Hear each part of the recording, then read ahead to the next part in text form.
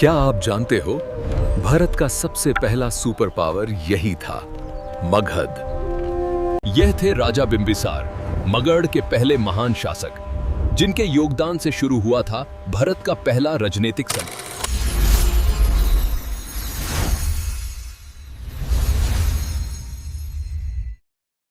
कभी सोचा है कि भारत का पहला महान साम्राज्य कौन सा था? वो कौन सी ताकत थी जिसने पहली बार पूरे उत्तर भारत को एक झंडे के नीचे लाकर खड़ा कर दिया? आज हम उसी साम्राज्य की कहानी जानेंगे। एक ऐसी कहानी जिसने आने वाली सदियों के लिए भारत की नींव रखी। इस सवाल का जवाब हमें सीधा ले जाता है मगध की ओर। एक ऐसा नाम जो ताकत, रणनीति और एक विशाल साम्राज्य का प्रतीक बन गया। तो चलिए इस दिलचस्प कहानी को एकदम शुरू से समझते हैं। तो कहानी शुरू होती है लगभग 600 ईसा पूर्व से। ये वो दौर था जब भारत में कोई एक सेंट्रल पावर नहीं थी। इसकी जगह पूरा इलाका 16 बड़े और शक्तिशाली राज्यों में बटा हुआ था, जिन्हें इतिहास में महाजनपद के नाम से जाना जाता है। अब सवाल उठता है कि ये महाजनपद आखिर थे क्या? देखिए, आसान भाषा में इन्हें उस समय के पावरफुल स्टेट्स या किंगडम समझ सकते हैं। ये छोटे छोटे कबीलाई इलाकों यानी जनपदों से मिलकर बने थे, और इन सभी के बीच एक दूसरे से आगे निकलने की होड़ हमेशा लगी रहती थी। ये जो 16 महाजनपद थे, ये पूरे उत्तर भारत में फैले हुए थे। इनमें काशी, कोसल और अवंती जैसे कई बहुत शक्तिशाली राज्य थे, जो अपनी मिलिट्री और इकोनॉमी के लिए जाने जाते थे। लेकिन इन सब के बीच एक राज्य ऐसा था जो धीरे धीरे सबको पीछे छोड़ने वाला था, और वो राज्य था मगध। तो सवाल ये है कि आखिर मगध में ऐसा क्या खास था? वो बाकी 15 राज्यों पर भारी कैसे पड़ गया? आज के बिहार में मौजूद इस राज्य के पास ना कुछ ऐसे जबरदस्त स्ट्रेटेजिक फायदे थे जो किसी और के पास नहीं थे। चलिए एक एक करके इन्हें समझते हैं। मगध की सफलता के पीछे 4 बड़े कारण थे। पहला, यहाँ की जमीन गंगा और सोन जैसी नदियों की वजह से बहुत उपजाऊ थी, मतलब खाने पीने की कोई कमी नहीं। दूसरा, यहाँ लोहे की खदानें थीं, जिनसे उस जमाने के सबसे तगड़े हथियार बनते थे। तीसरा, नदियों का जाल, ये ट्रेड और सेना की आवाजाही के लिए किसी हाईवे से कम नहीं था। और चौथा और सबसे ज़रूरी, यहाँ एक के बाद एक कई एम्बिशियस और काबिल शासक हुए।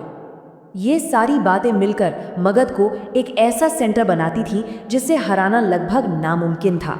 वो सिर्फ रिसोर्सेज से अमीर नहीं था, बल्कि उसकी लोकेशन ही ऐसी थी कि वहाँ से पूरे उत्तर भारत पर कंट्रोल रखना बहुत आसान था।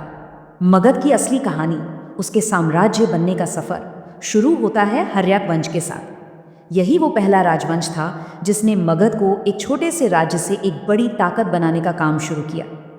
मगध को एक साम्राज्य बनाने का ये सफ़र मुख्य रूप से 3 राजवंशों ने पूरा किया, हर्यक, शिशुनाग और फिर नंद। इन तीनों ने एक के बाद एक मगध की ताकत को नई ऊंचाइयों पर पहुंचाया। तो कहानी की पहली कड़ी है हर्यक वंश। हर्यक वंश की नींव रखी थी बिंबिसार ने। वो एक बहुत ही चतुर और दूर की सोचने वाले राजा थे। वो जानते थे कि जंग के साथ साथ डिप्लोमेसी का इस्तेमाल कैसे करना है। बिंबिसार ने एक 2 वे पॉलिसी अपनाई। एक तरफ उन्होंने अपने पड़ोसी राज्य अंग को जंग में हराकर मगध में मिला लिया, और दूसरी तरफ कोसल और वज्जी जैसे ताकतवर राज्यों में शादी करके उनसे दोस्ती कर ली। उन्होंने ही पहली बार एक परमानेंट स्टैंडिंग आर्मी रखने की शुरुआत की और अपनी राजधानी राजगृह को एक अभेद्य किला बना दिया। बिंबिसार के बाद गद्दी पर बैठे उनके बेटे अजातशत्रु। अब इनका तरीका अपने पिता से बिल्कुल अलग था। अजातशत्रु का मानना था कि साम्राज्य का विस्तार सिर्फ और सिर्फ युद्ध से ही हो सकता है। अजातशत्रु ने अपने समय के 2 सबसे पावरफुल राज्यों काशी और वज्जी को हराया। इस जीत के लिए उन्होंने महाशिला कंटक यानी पत्थर फेंकने वाली बड़ी बड़ी मशीनें और रथमूसल जैसे खतरनाक रथों का इस्तेमाल किया, जो उस समय की बेस्ट मिलिट्री टेक्नोलॉजी थी। दिलचस्प बात यह है कि बुद्ध के महापरिनिर्वाण के बाद जो पहली बौद्ध परिषद हुई, वो भी इन्हीं के शासनकाल में हुई थी। अजातशत्रु के बाद उनके बेटे उदयन ने एक बड़ा ही गेम चेंजिंग फैसला लिया। उन्होंने राजधानी को पहाड़ियों से घिरे सुरक्षित राजगृह से निकालकर नदियों के संगम पर बसे पाटलिपुत्र में शिफ्ट कर दिया।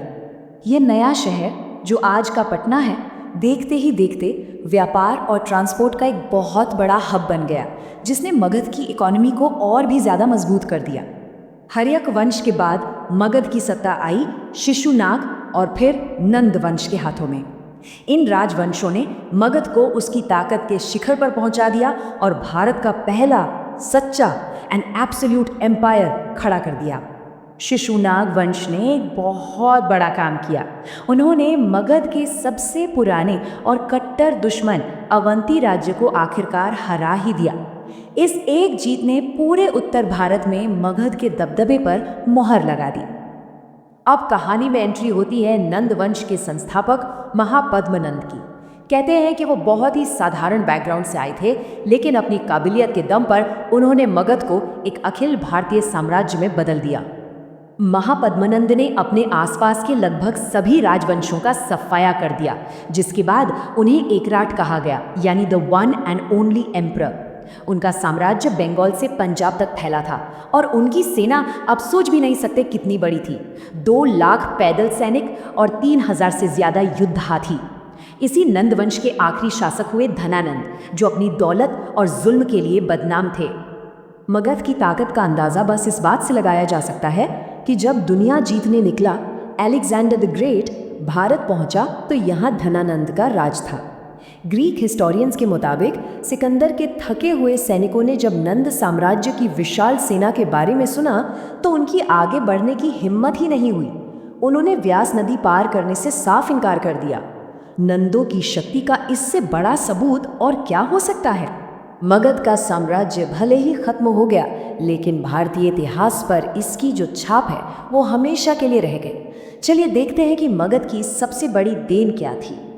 देखिए, मगध की सबसे बड़ी और स्थायी विरासत थी मौर्य साम्राज्य के लिए एक मजबूत नींव तैयार करना। ये सच है कि चंद्रगुप्त मौर्य ने चाणक्य की मदद से धनानंद को हराया, लेकिन उन्होंने जिस महान मौर्य साम्राज्य को बनाया वो मगध द्वारा बनाए गए एडमिनिस्ट्रेटिव और मिलिट्री स्ट्रक्चर पर ही तो खड़ा था। तो ये थी मगध के उदय की कहानी। एक ऐसा राज्य जो 16 महाजनपदों में सबसे ताकतवर बनकर उभरा, जिसकी सफलता के पीछे थी उसकी उपजाऊ जमीन, लोहे की खदानें और रणनीतिक नदियां, जिसे बिंबिसार, अजातशत्रु और महापद्मनंद जैसे शासकों ने बनाया और जिसने आखिरकार भारत के सबसे महान साम्राज्य मौर्य साम्राज्य के लिए रास्ता तैयार किया। और अंत में ये कहानी एक बहुत बड़ा सवाल छोड़ जाती है। जरा सोचिए, अगर सिकंदर की सेना ने हिम्मत न हारी होती और नंद साम्राज्य से उसका टकराव होता तो भारत का इतिहास आज कैसा होता। ये एक ऐसा व्हाट इफ है जिस पर सोचना वाकई में बहुत दिलचस्प है।